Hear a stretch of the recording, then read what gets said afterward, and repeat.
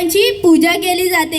जा जाऊन तुझ्या मालकाला सांग, ही पुण्याची जहागिरी आता महाराजांची अर्धांगिनी चालवणार आहे. अंगणातले तुळस आणि गोट्यातली गाय आणि घरातली माय ह्यांच्यावर कोणी वाईट नजर टाकली तर त्याची गय करी जाणार नाही. जा याला घेऊन याची गर्दन काप.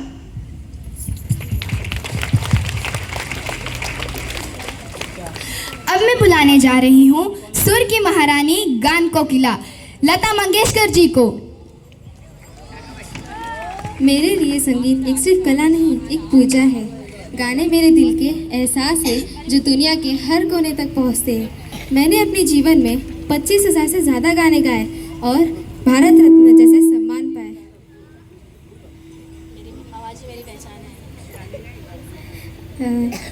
मैंने अपने जीवन में 25,000 से ज़्यादा गाने गाए और भारत रत्न जैसे सम्मान पाए, लेकिन ये सब मेरे देशभक्ति और संगीत के लिए मेरी तपस्या का परिणाम है। मेरी आवाज़ ही मेरी पहचान है।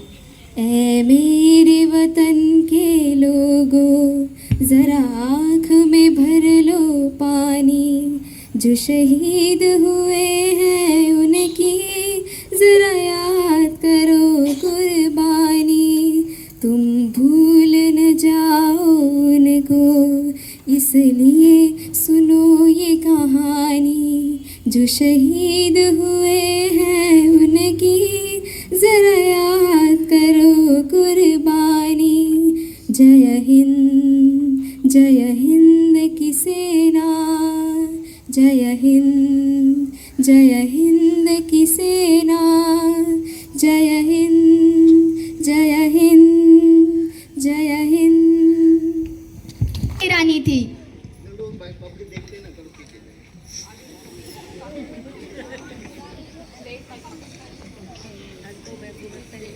सिंहासन हिल उठे, राजवंशों ने भ्रकुटी तानी थी। बूढ़े भारत में भी आई फिर से नई जवानी थी। उम्मीद हुई आजादी की कीमत सबने पहचानी थी। दूर फिरंगी को करने की सबने मन में ठानी थी। चमक उठी सन 57 में वह तलवार पुरानी थी। बुंदेले हर बोलो के मुंह हमने सुनी कहानी थी। खूब लड़ी मर्दानी वो तो झांसी वाली रानी थी।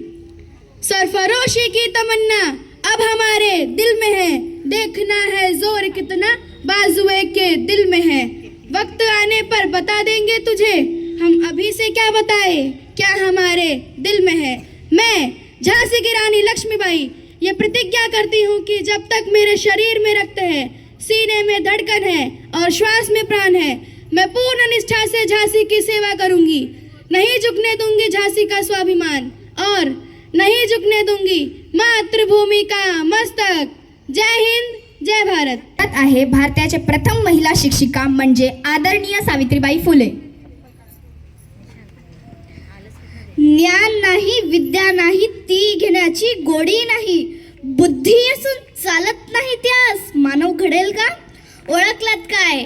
म्यास सावित्री ज्योतिराव फुले, सातारा जिल्ह्यातील खंडाळा तालुक्यातील नायगावच्या खंडोजी पाटलांची मी कन्या।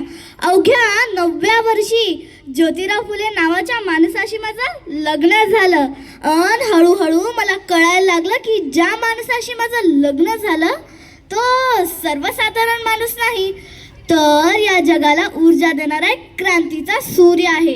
त्यावेळी बायांना उंबरावर आणण्याची पद्धत नव्हती। बायांच्या जातीनं कसं आपण बरं आपलं घर बरं घरातली चूल, स्त्री पुरुष उच्च नीच असं लई भेदभाव होता। पण या सर्वांवर एकच उपाय होता, तो म्हणजे शिक्षण। शिक्षणाचा ध्यास हा एकच खूप ज्योतिरावांच्या मनात। असंच एकदा शिक्षणाचा प्रचार करण्यासाठी ते काय शाळेत गेले होते आणि तेव्हा त्यांना फरा नावाच्या ब्रिटिश मॅडम म्हणाल्या, मिस्टर फुले तुम्हाला शिक्षणाचा प्रचार करायचा आहे ना? Educate women first, because if a woman educated the whole house will educated. पण तुम्ही लोक वुमनला घराच्या बाहेरच पडू देत नाही। So bad mister Phule. आणि झालं की ते माझ्याकडं पाटी पेन्सिल घेऊन आले आणि मला म्हणाले, सावित्री आजपासून म्या तुला शिकवणार। आणि झालं, सुरू झाला माझा अभ्यास। बेक बे बेदुनीच्या व्यतिरिक्त 6 काना मात्रा वेलांटी आकार उपकार मी लिहायला शिकले, वाचायला शिकले आणि बघता बघता लागले. अशातच शनिवार दिनांक 1 जानेवारी 1848ला पुण्यातील भेडेवाड्यात आम्ही सर्व धर्मीय मुलींसाठी पहिली शाळा सुरू केली आणि मी पहिली शिक्षिका व मुख्याध्यापिका झाली. तुम्हाला सांगते, शेळपटासारखं जगलात तर काम तमाम होईल, जर वाघासारखं जगलात तर नाम होईल. अहो, एखाद्या सामान्य माणसाने शिक्षण घेतलं कोणाचे धर्म बुडते.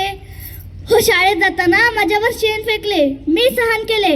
दगड फेकले तरीही मी सहन केले. शिव्या दिल्या तरीही मी सहन केले. पण आता माझ्या सहनशक्तीचा अंत झाला होता आणि अचानक एक धतिंगड माझ्या समोर आला आणि मला म्हणाला, ए टिपणे, कुठे निघालीस? आधी आमच्या पोरीबाईंना शिकवणं बंद कर. तुला तुझी अब्रू प्यारी की शिक्षण. कदाचित त्याला माहीत नसावे की आम्ही सुद्धा ज्योतिराव परिवारांच्या पत्नी होतो. असाच हात घेतला, सनकन त्याच्या कानाखाली वाजवली आणि सुनावलं, आज आलास, थोबाड फुटले. जर पुन्हा आलास ना तर तुझ्या रक्तानं ही धरती रंगवीन. हो, सावित्रीची मी सावित्रीबाई झाले. सावित्रीबाईची सावित्री माईही झाली. बघता बघता आमच्या 18 शाळा सुरू झाल्या. म्हणून म्हणे, विद्येविना मती गेली, मती विना नीती गेली, नीती विना गती गेली, गती विना वित्त गेले, वित्त विना शुद्ध खचले. एवढेच अनर्थ एका अविद्येने केले, एवढेच अनर्थ एका अविद्येने केले. म्हणून मुलींना शिकवा, मुलींना वाचवा आणि या देशाची साक्षरता वाढवा. कारण एक मुलगा शिकला ना तो एकटा शहाणा होतो. एक मुलगा शिकला ना तो एकटा शहाणा होतो. पण एक मुलगी शिकली ना ती संपूर्ण घराण्याला शहाणा करू शकते. एक मुलगी शिकली ना ती संपूर्ण घराण्याला शहाणा करू शकते.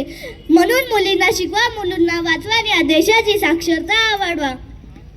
मुलगी शिकली, प्रगती झाली. धन्यवाद.